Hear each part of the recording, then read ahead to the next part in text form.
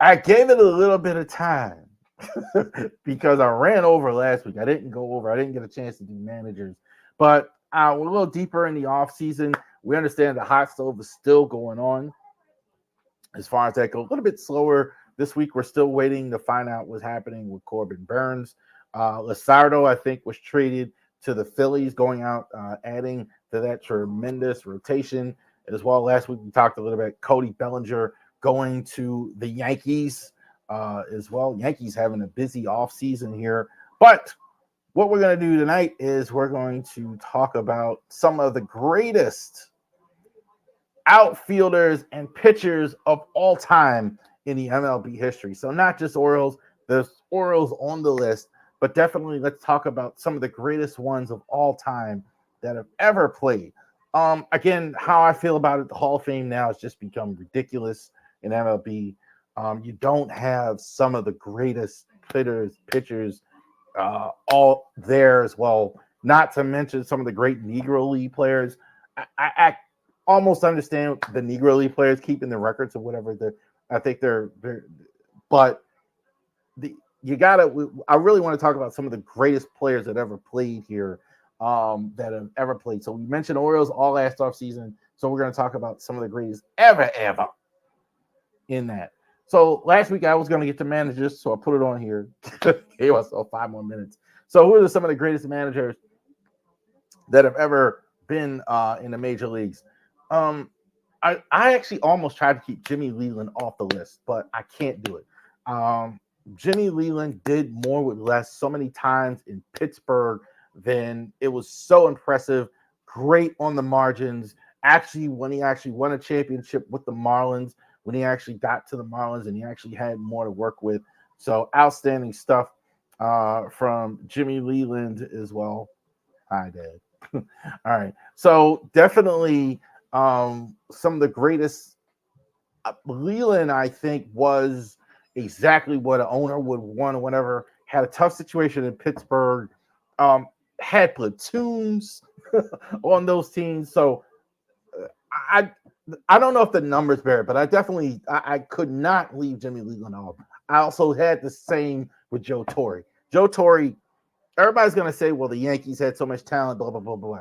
Not so much always. Joe Torre, when the Yankees got really good in '96, he had a lot of young players. Jeter, Posada, the core four. He had to bring those young guys up and actually get them to be a championship team. So their dominance wasn't just because of all the Yankee money and all the free agents and all that. They had tried a lot of that in the '80s and all that in the '70s, etc. Go ahead. They had tried a lot of that in the '80s and '70s, etc. So I think Joe Torre definitely belongs on there.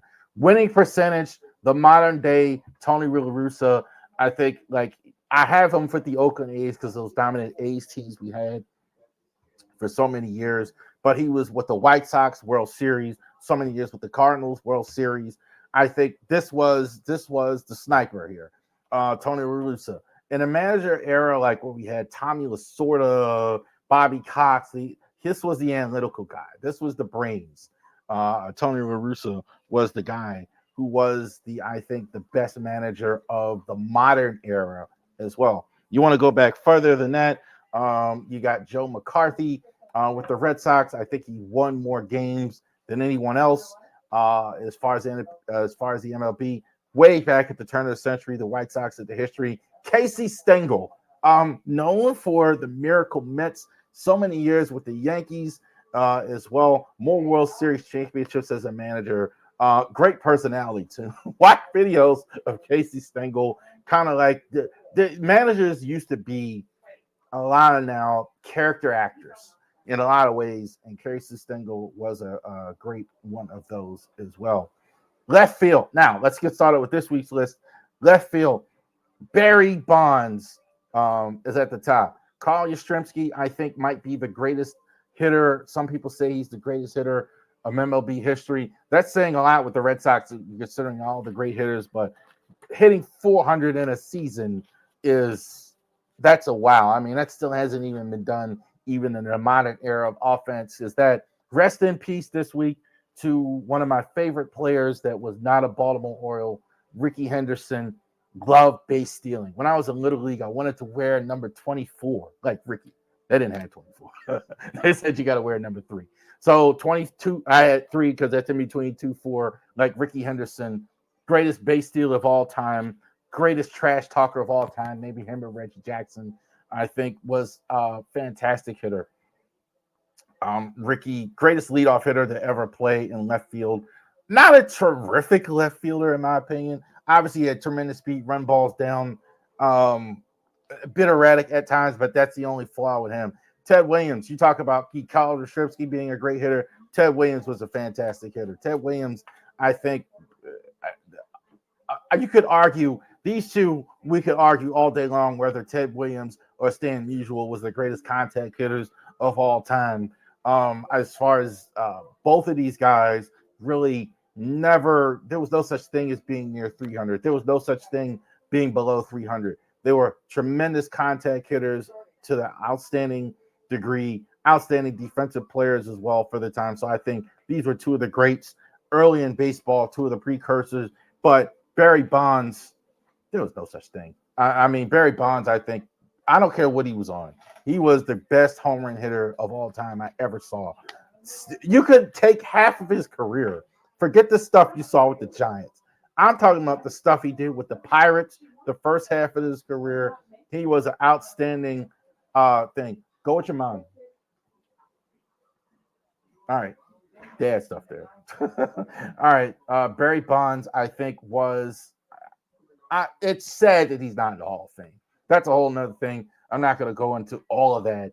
But Barry Bonds, I think, was one of the greatest hitters of all time.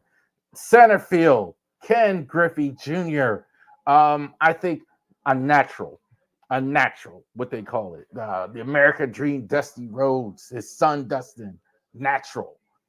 Ken Griffey came in the league at 19 years old. Didn't know how to really do anything, but he did everything so well. That makes sense.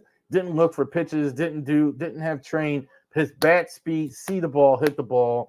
He had so much production. I don't think there was a more fun guy to watch for like a 5-year period in his 20s than Ken Griffey Jr. I think because of his injuries in his 30s, kind of young, that's why he doesn't hold more records. But I think Griffey was fantastic. These two are the most iconic Yankees of all time. Mickey Mantle, I think, like he was the guy I think probably ushered in the era of TV baseball. If there was a guy, Mickey Mantle was the guy where the Yankees, he kind of took over for the guy ahead of him, Joe DiMaggio, right? So, but it's kind of like some of you young fans maybe don't even realize, especially now with the internet, where baseball was a radio medium, was a guy where you couldn't listen to all the games, you couldn't watch all the games. You hear like guys in their 50s and 60s, who's their favorite player, they're going to say Mickey Mantle and Joe DiMaggio. These two guys were the best players on that great era of the Yankees, of that era in the 60s, early 50s, 60s, and all that. So outstanding stuff. Joe DiMaggio and Mickey Mantle. Ty Cobb, when the award is named after you, you were good. Obviously, Ty Cobb, the numbers are just staggering. Look, Ty Cobb, I think some people didn't like him as far as, he's kind of a myth as far as how big of a jerk he was and all that. But the stats don't lie. I think Ty Cobb, obviously one of the greatest center fielders of all time, but he wasn't as good as the say, hey, kid, Willie Mays.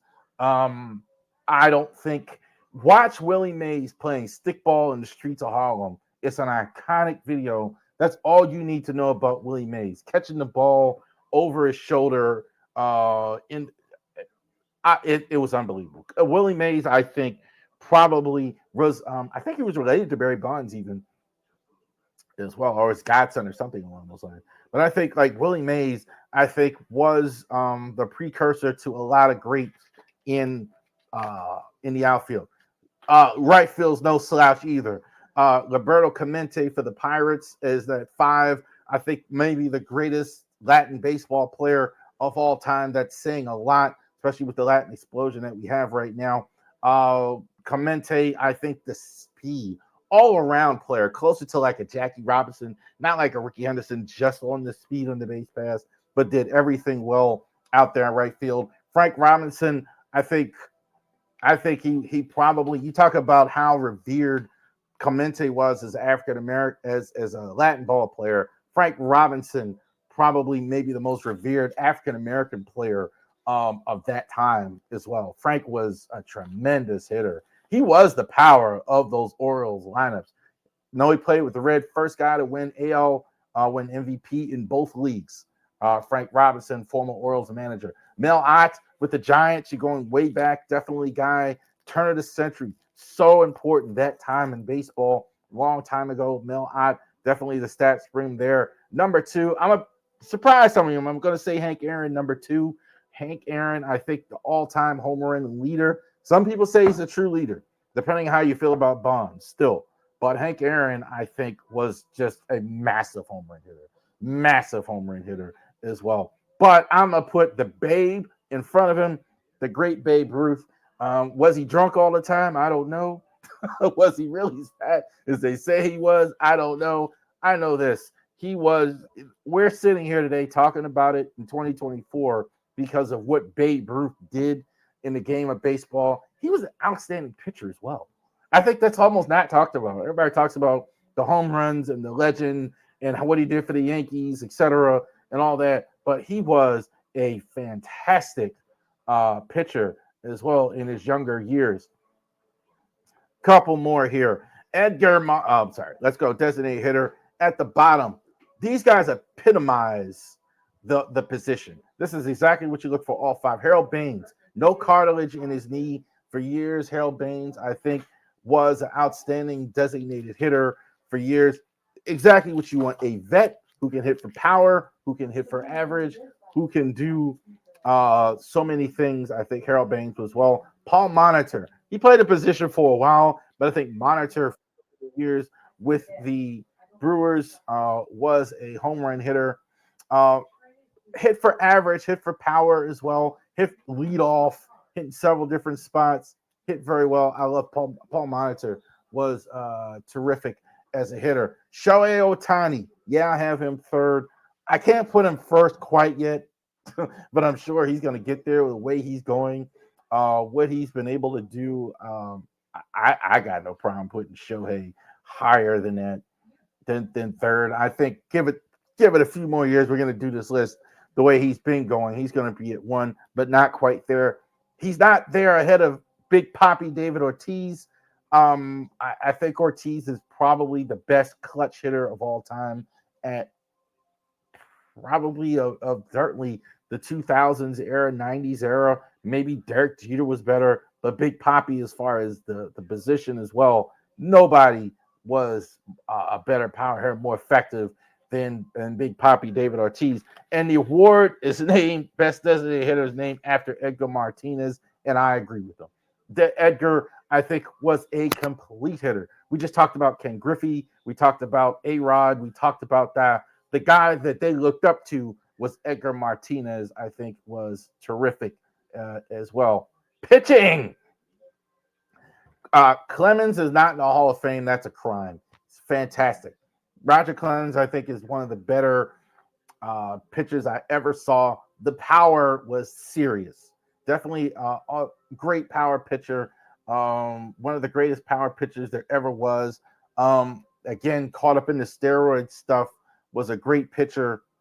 I don't know about nowadays if people would see him as that, because so many guys are throwing 100, etc. But definitely a power pitcher, even in his career. Bob Gibson was one of the greatest that ever pitched in any era. I got no problem saying that. You look at the wins, all these guys, Christy Mathewson, Cy Young, Walter Johnson, those records are never going to be broken. Never going to be broken. Cy Young, though, obviously the award is named after Walter Young, all-time winningest league. Christy Mathewson, outstanding. Bob Gibson, I think, could have pitched in any era. So obviously these guys were outstanding. Relievers, my favorite position on the field, just about. The closer. John Franco, I have at 5. I'll take John Franco. I think it was hard to pick a 5. The 4, I think, were obvious. Franco, but I'm taking him just on career numbers, stats, longevity. I think John Franklin was closing for a very long time.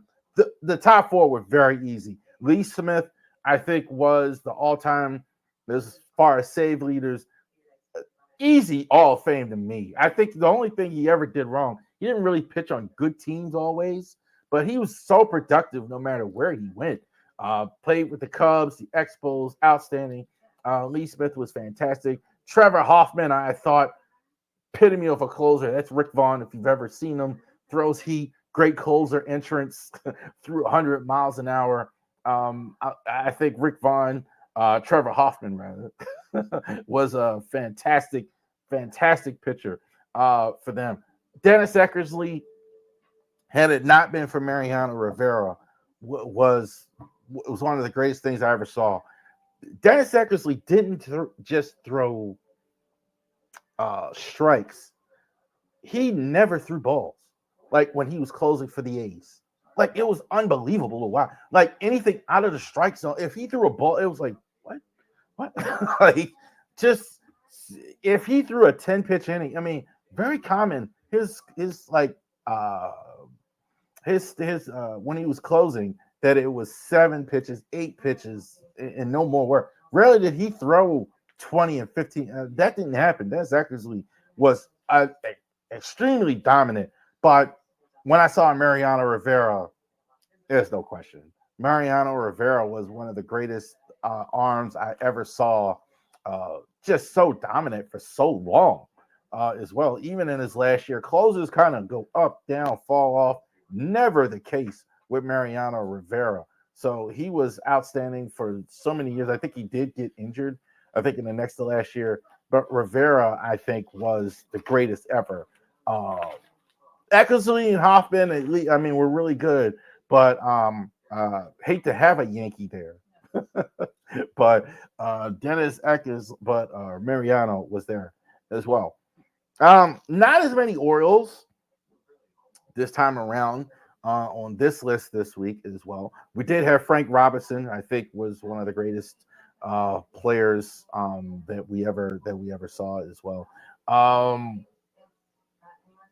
No really pitchers. I think Jim Palmer was. If I was to do a list of like 20-ish, I think you might have Jim Palmer. Jim Palmer was really good for the Orioles as well when you talk about pitching.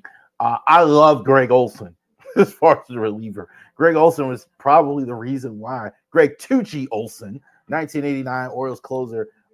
Definitely the guy I would probably one of the first interviews I want to do if I ever get a chance to talk to Greg Olson is talk about how he threw that tremendous curveball he did as well. But I don't think they were quite as all-timers as well. But when we had infielders, you had Cal Ripken, you had Cal Ripken, you had Roberto Alomar. We had a lot more guys there. Orioles have had great all-time players, and I think the MLB has had great all-time players. So just want to take